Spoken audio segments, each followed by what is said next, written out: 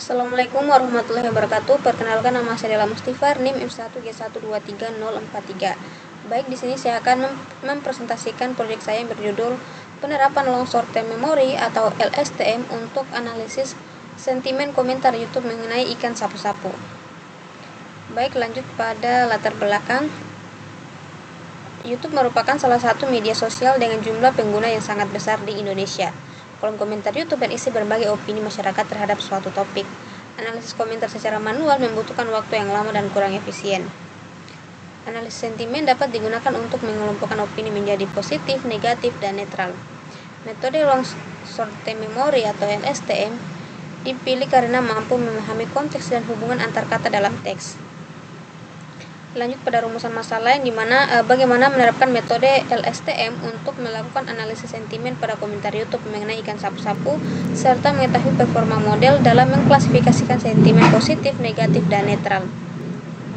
Tujuan dari penelitian ini yaitu menerapkan metode LSTM pada analisis sentimen komentar YouTube mengenai ikan sapu-sapu, mengklasifikasikan komentar ke dalam sentimen positif, negatif, dan netral, lalu mengukur performa model menggunakan metrik evaluasi.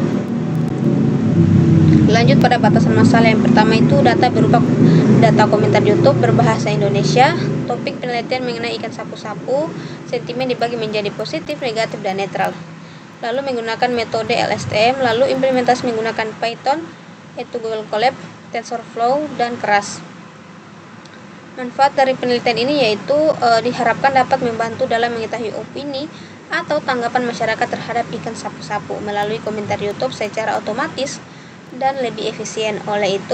Selain itu, penelitian ini juga diharapkan dapat memberikan informasi mengenai kecenderungan sentimen masyarakat baik positif, negatif maupun netral dengan memanfaatkan metode Long Short Term Memory LSTM dalam analisis sentimen.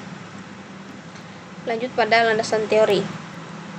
Long Short Term Memory atau LSTM merupakan pengembangan dari RNN atau Recurrent Neural Network yang mampu menyimpan informasi penting dalam jangka panjang sehingga efektif digunakan untuk analisis sentimen.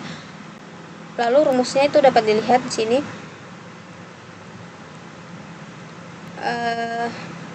Ini dapat lihat rumusnya ya.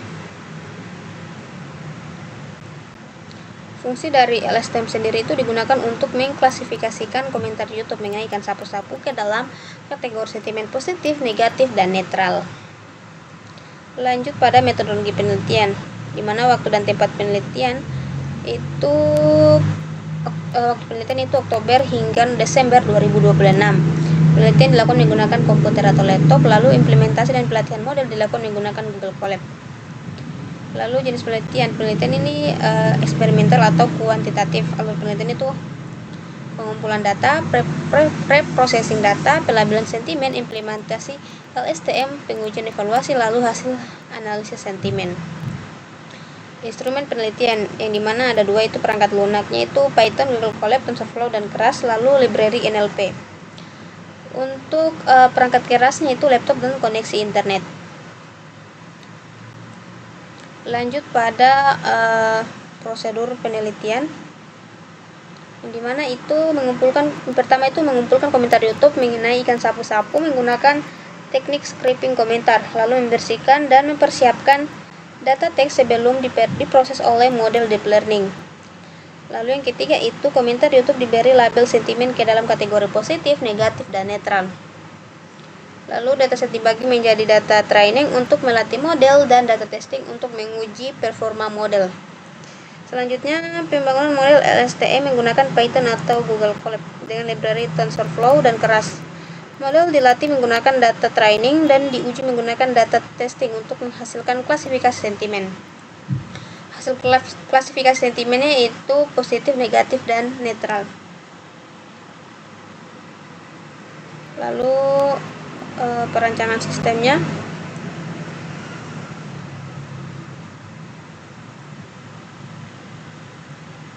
Dapat kita lihat ya.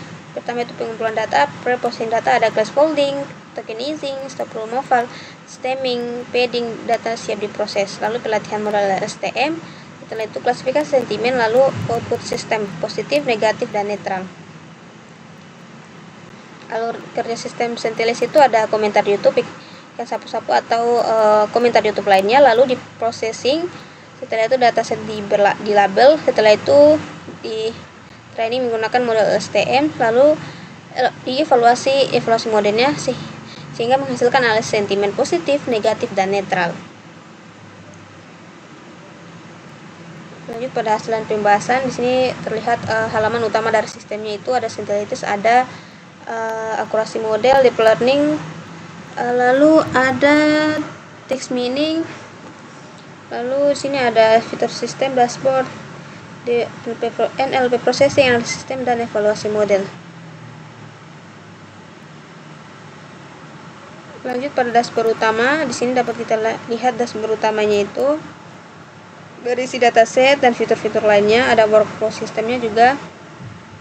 Setelah itu dashboard dataset menaikkan sapu-sapu, dapat lihat ada sentimen negatif, positif, dan netral.